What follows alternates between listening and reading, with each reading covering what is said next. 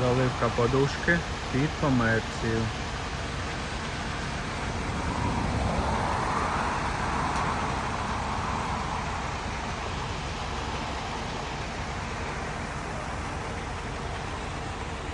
Тут же поставили на колону з цієї сторони.